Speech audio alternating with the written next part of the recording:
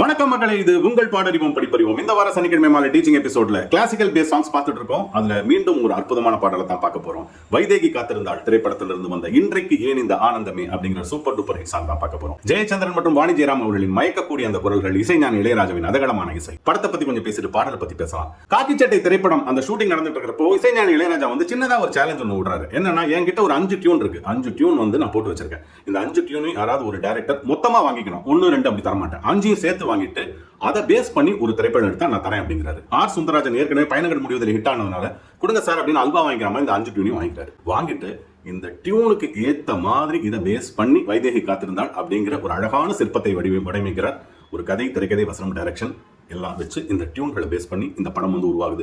படம் மிகப்பெரிய அளவில் வெற்றி பெறுது. ஒரு 275 நாள் சில்வர் ஜூப்ளி கொண்டாடுது. விஜயகாந்த் வந்து ஒரு ஆக்ஷன் ஹீரோ. அவர் வந்து ஒரு குணச்சித்திர வேஷத்துல காமிச்சிருந்தாங்க. பெண்கள் மத்தியில் ஒரு மிகப்பெரிய வரவேற்பு கிடைத்தது விஜயகாந்தோட நடிப்புக்கு. ரேவதியோட நடிப்பை பற்றி சொல்லவே வேண்டாம். படத்தோட வெற்றிக்கு வந்து நிறைய காரணங்கள் இருக்கு. அழகான கதை, ஒரு சீரோட்டமான ஒரு திரைக்கதை, நல்ல வசனங்கள், எல்லாத்துக்கும் மேல அந்த கவுண்டமணி செந்திலோட அந்த ஒரு அழகான ஒரு நகைச்சுவை பகுதி.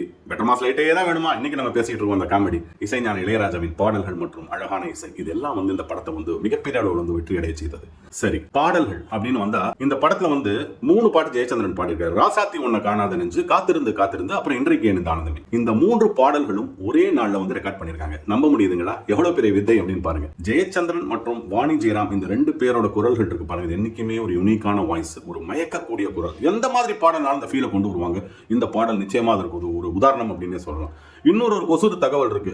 ராசாத்தி ஒன்ன காணாத நெஞ்சுன்னு ஒரு அழகான பாடல் இருக்கு. படத்துல ஸ்டார்டிங்ல வரும். தேனி மாவட்டத்துல வந்து கம்பம் அப்படிங்கிற பகுதியில் ஒரு தேட்டர்ல இந்த படம் ஓட்டிட்டு இருக்கிறப்போ யானைகள் வந்து கூட்டம் கூட்டமாக வந்து இந்த ராசாத்தி ஒன்ன காணாத நெஞ்சு பாட்டை மட்டும் கேட்கும். அதாவது தேட்டருக்கு அந்த டூரிங் டாக்ஸ் தானே இருக்கும். அப்பெல்லாம் வெளியே நல்லா கேட்கும். அங்க நின்றுட்டு இந்த பாட்டு கேட்டதுக்கு அப்புறம் இந்த யானைகள் எல்லாம் கலைஞ்சு போயிடுமா. மிருகங்களுக்கு கூட இசை வந்து எந்த அளவுக்கு பாதிச்சிருக்கு அப்படிங்கிறது வந்து இதற்கு மேல ஒரு சிறந்த உதாரணம் வேண்டாம். அதுதான் அந்த இசையோட மகத்துவம், இசை ஞானியோட ஒரு மிகப்பெரிய சாதனை அப்படின்னு சொல்லலாம். இந்த பாடலை பொறுத்த வரைக்கும் இந்த கதைக்கு ஏத்த மாதிரி அழகான ஒரு கிளாசிக்கல் பேஸ்ல கொடுத்திருந்தார் சார் இளையராஜா. அந்த எடுத்தோடனே ஆரம்பிக்கும் done done done done done done Abhogi ராகம் அப்படின்னு சொல்றாங்க. ஜெயச்சந்திரனோட இந்த உச்சரிப்பு இருக்கு பாருங்க. கனவுகளில் சுயம்பரமோ, அடேங்கப்பா.